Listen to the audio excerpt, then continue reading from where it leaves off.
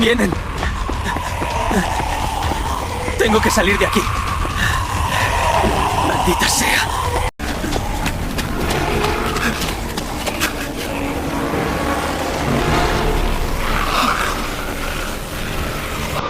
Una espada.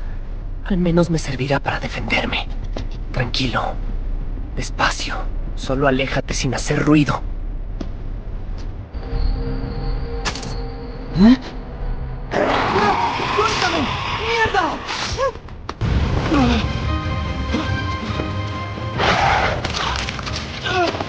¡Maldita sea!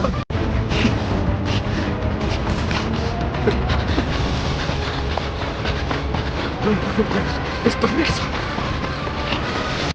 ¿Qué es este lugar? No puedo seguir corriendo. Brazo duele demasiado. Tranquilo. Piensa. Si me quedo aquí me devoran.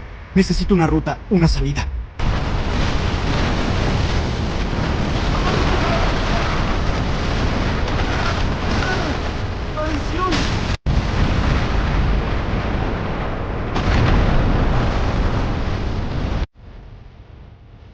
Para devorarte. Y solo queda esconderse y no dejar que el miedo te rompa. Pero cuando la horda te encuentra... Está bien. No me van a detener.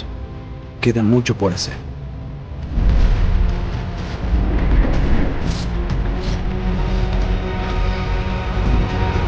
Ven, que no pienso caer 2 veces.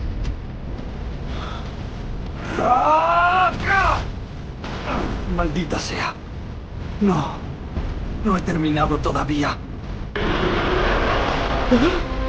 Viene hacia mí. Vamos. La espada. Ruta. No. Estoy muerto. Maldita sea. Mi brazo duele tanto. No puedo. ¡Vamos!